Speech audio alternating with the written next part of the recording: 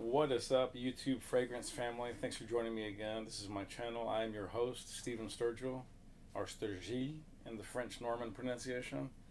We are looking at this bad boy today. Yes, it is a tiny sample from Lucky Scent, and I'm trying to get the camera to focus. There it is. Frapin 1270. Yes, well, it's not quite getting crisp. Anyways, if you've seen the bottles, I urge you to, or if you have not, rather, I urge you to check it out online. They have gorgeous, cognac inspired bottles. And the wooden caps, I believe, are made of beechwood.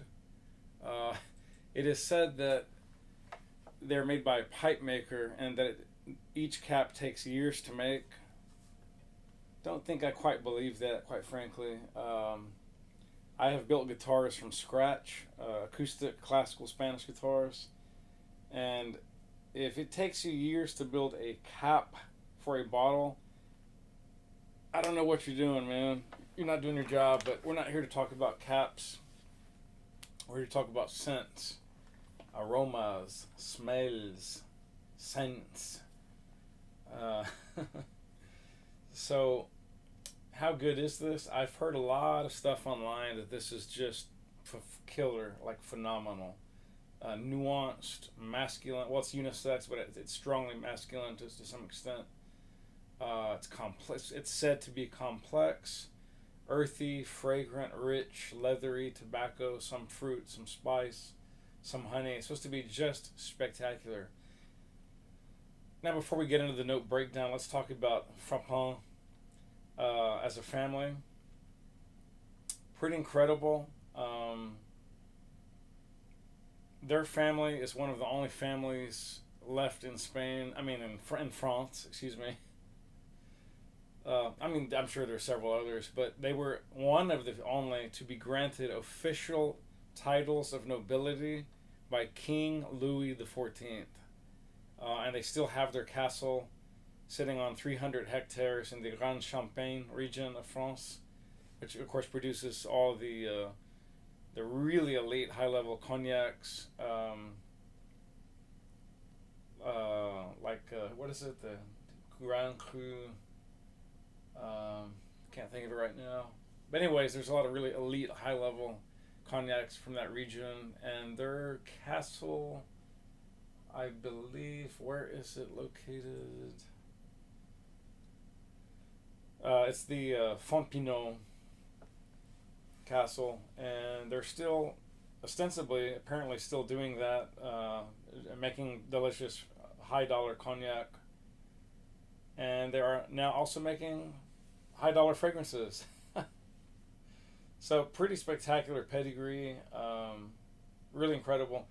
I will pin you guys a link in a comment. I urge you to read a article, very fascinating article featured on Vanity Fair's website called "From Cognac to Perfume" by P. Frapin et compagnie. So, but anyways, their scent 1270 is supposed to recall this idea, these aromas and memories, olfactory memories, and mental images of like a vineyard, where you can smell the freshly cut or not cut or whatever, but fresh grass and the deep damp cellar mixed with some candied orange, coffee, and guaiac woods. So that's each fragrance that they produce is meant to evoke an image and a different time period from life at the castle estate, if that makes sense.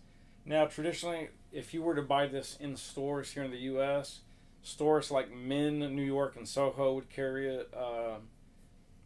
Don't know if Nordstrom's carries it or not. They may carry one or two. It's fairly hard to find outside of high-level boutiques. But Lucky Scent does carry it, so if all else fails, feel free to get online and get on the Lucky Scent and order it as you please. The noses, David Fossard is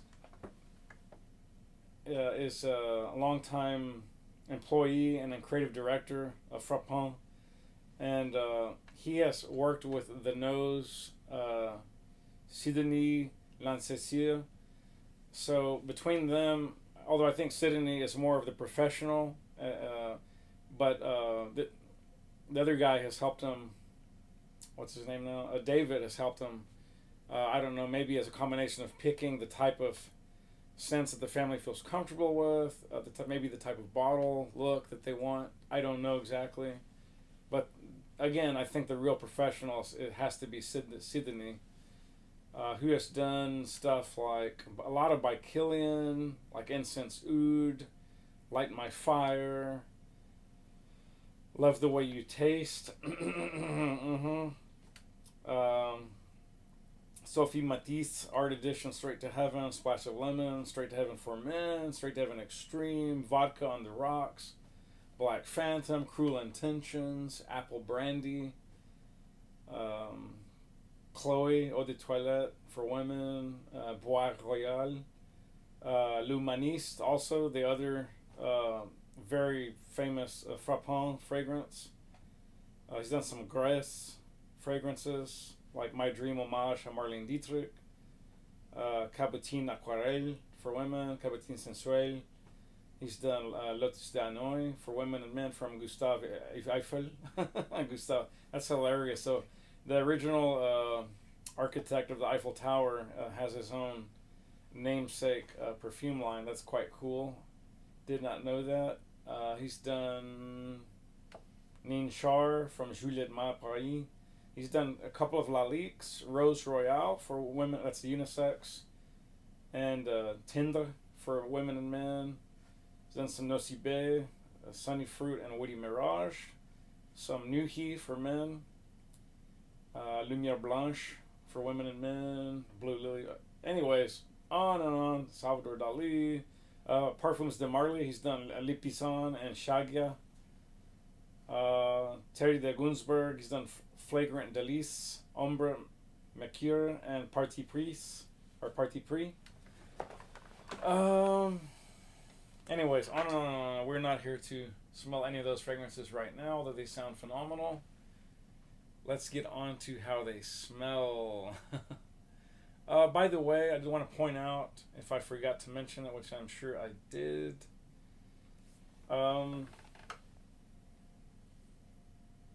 1270 was launched in 2010, so not that old, not exactly brand new. Let's see. I wanted to point one other point out.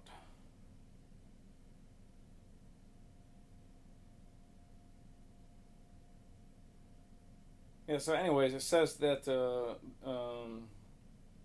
the granddaughter to Pierre Frapin, Beatrice Cointreau, who I'm starting to think is related to the Cointreau drink now, now that I read that, also from France. I don't know that for sure, but it sure would make a lot of sense, being from the heart of cognac in the Grand Champagne region of France. She created the precious fragrance which touches aromas of cognac basements and the whole environment, nature. At any rate, so pretty incredible. It seems like the whole family is obviously involved in these fragrances to some extent.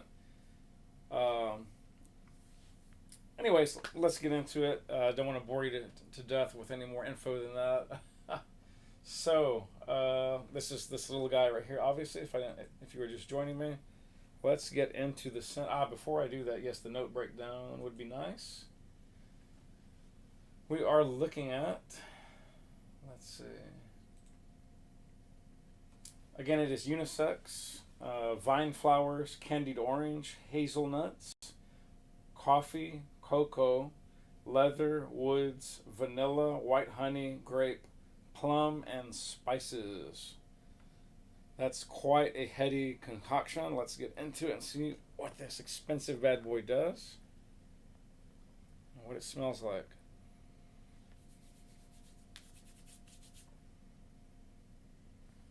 Wow, okay. Right away, bam, I'm getting the I'm getting the grape and the plum immediately. I'm getting the candied orange, some vine flower, Some cocoa for sure. Pour another little splash on.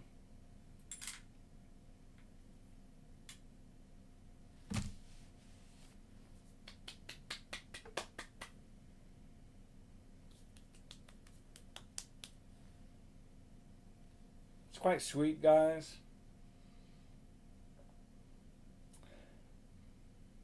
I'm getting a hint of leather now, just some scent of woods. I think the white honey is coming through along with just a hint of coffee, not much.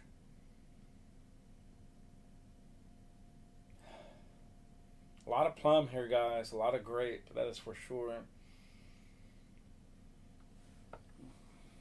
I just got some kind of spice, I'm not sure what. Almost smells like star anise, but dialed way, way back. Mixed with something like, can't quite put my nose on it, almost like a real mild form of ginger, almost like candied ginger rather. Well, they have candied orange, so I'm not sure what the spices entail. Maybe some saffron.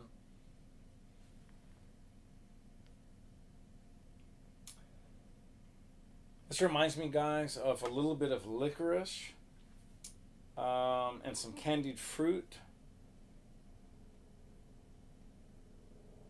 Yeah, there's just a hint of hazelnut. It's very mild. There is, strangely enough, almost a mild tobacco like almost like a pipe tobacco. There's this potpourri of very mild, almost like pipe tobacco. It's not prominent by any means, but it's there lurking in the background. Maybe that's a combination of the cocoa, hazelnuts, and coffee mixing with the woods and spices. And probably, I'm guessing, that potpourri is coming from the vine flowers with the vanilla and the white honey and the candied orange. Again, that plum and grape and are quite prominent. This is a very intriguing scent. Yeah, it's really good stuff, guys. It's definitely unisex. I was hoping it'd be just a little bit more masculine, or macho and masculine, but it's not. But it is very interesting. Definitely smells either niche or very high dollar designer, however you want to look at that. I leave that up to you. It is definitely not common. This is not a commonly found concoction, in my personal humble opinion. Maybe there are some other frags out there, fragrances that smell similar, but I'm not aware of what they would be. I mean, I'm sure there's some niche houses that have something quite similar, but I mean, there's nothing on the designer list that I know of that. Negatives, it's not real strong. It's fairly dialed back. So that's kind of a major pet peeve, along with myself and like Mark Robes08 out of Canada. There's a couple other of our peer reviewers that also stress longevity. This is not as weak as the last niche fragrance that I reviewed, but it doesn't have very good projection. It's there, but it's just coming off maybe about between half an inch and an inch off my skin. I don't know that I would drop these kind of dollars. It's not super expensive, but it ain't cheap either. I believe you can get the 1270 3.3 ounce online for about 125 if you shop around. Not sure, you may be rolling the dice at that price point, and you may be getting a knockoff. Lucky Scent is one of the only authorized online retailers, and theirs is $195 for the same exact bottle. So I don't know about the 125 guy. That could be, God forbid, a knockoff. I'm not saying it is, but wouldn't totally surprise me if it were. This scent is mature, but at the same time there is a youthful vibe aspect from it. There's also quite a feminine vibe with it because of the candied orange, vanilla, grape, and plum. However, overall as a concoction, I think it's definitely very unisex, probably right down the middle. Maybe in some weird way, because of the light tobacco note, leathery note, it could almost be leaning slightly masculine, but not much. I think this is definitely not going to be popular below the age of 25, and probably not very many people below the age of 30 are going to want to actually buy or wear this scent. They may not even be able to afford it, quite frankly, but that's neither here nor there. It's very intriguing, guys. I wouldn't mind smelling again later in an actual blast form.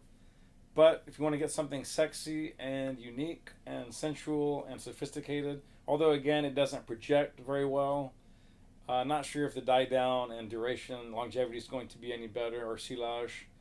But check it out. Get Unlucky Scent. Order you a little sample. See what you think. That is going to wrap it up for today's review of 1270 Eau de Parfum. Yes, it is a perfume concentration. This is not an eau de toilette, thus the fairly high price, although quite reasonable for niche fragrances. There are many out there way more expensive than this. Just trying to get back to my camera button. I apologize for looking left. Not trying to avoid you guys by any means. Anyways, that's going to do it. Thanks for joining me. Again, I'm your host, Steven Sturgill.